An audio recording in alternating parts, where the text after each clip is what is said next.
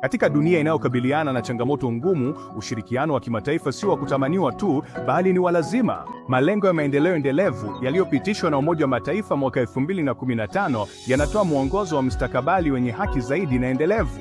Katika kiini cha ajenda hii kuna SDG ya 17 ambayo inasisitiza umuhimu wa kufufua ushirikiano wa kimataifa ili kufikia malengo haya makubwa. SDG ya 17 inatambua kwamba hakuna taifa moja, hata likiwa na nguvu au utajiri kiasi gani, linaloweza kukabiliana na changamoto za dunia peke yake. Mabadiliko ya tabia nchi, umasikini, ukosefu wa usawa na milipuko ya magonjwa havina mipaka ya kitaifa, hivyo yanahitaji hatua za pamoja na uwajibikaji wa pamoja.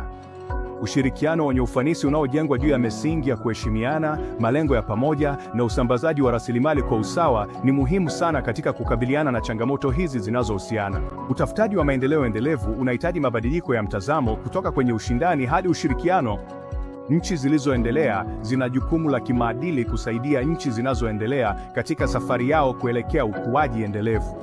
Hii inajumuisha kushirikiana maarifa, teknolojia na rasilimali za kifedha, pamoja na kukuza biashara yenye usawa na mipango ya kujenga uwezo.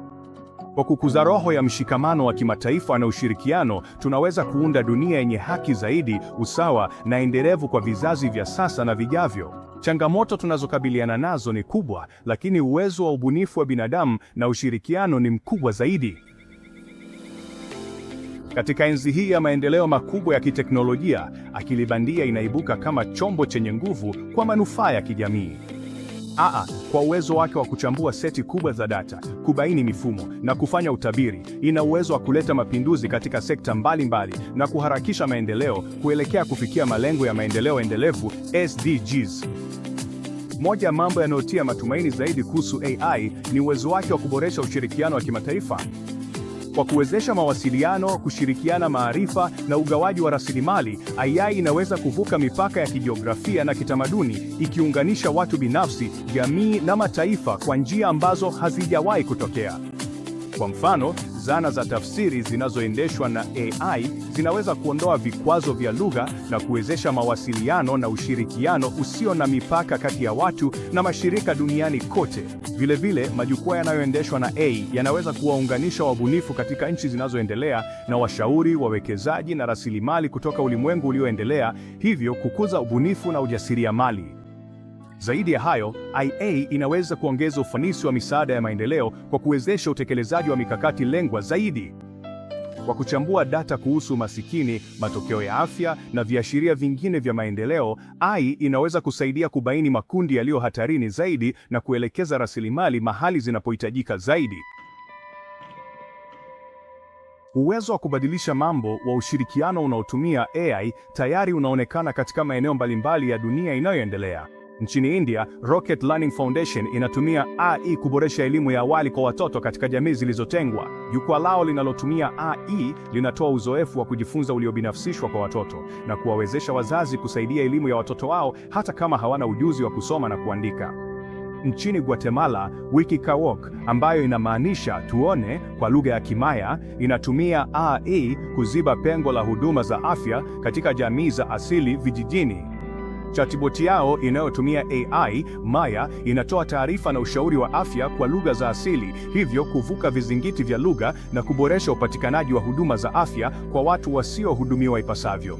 Hizi ni baadhi tu ya mifano ya jinsi AI inavyotumika kushughulikia changamoto kubwa za kijamii kupitia juhudi za ushirikiano.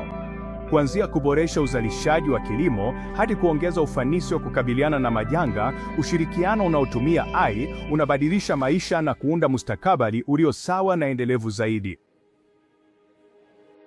Ahadi ya AI kwa manufaa ya kijamii ni kubwa sana, lakini kufikia uwezo wake wote kunahitaji juhudi za pamoja duniani kote. Serikali, biashara, taasisi za utafiti na mashirika ya kiraia lazima yashirikiane kuunda mazingira wezeshi kwa maendeleo yanayoendeshwa na AI.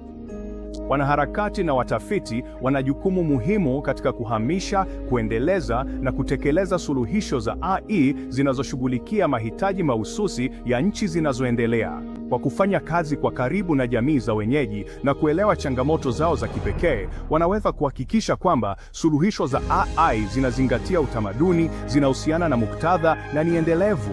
Kuwekeza katika elimu na ukuzaji wa ujuzi ni jambo la msingi ili kuandaa vizazi vijavyo kwa dunia inayoendeshwa na AI. Tunahitaji kuwapa vijana maarifa na ujuzi wa kutumia nguvu ya AI kwa manufaa. Wale wanaojifunza jinsi ya kutumia AI na kutumia zana za AI kama inavyopendekezwa kwenye video za YouTube za A Grandad 999 na kwenye vitabu vya bure vya lugha nyingi vinavyoweza kupakuliwa kutoka Global AI Solutions, wanaweza kupata fursa ya kutumia maarifa yao mapya na kushiriki katika shughuli kama hizo.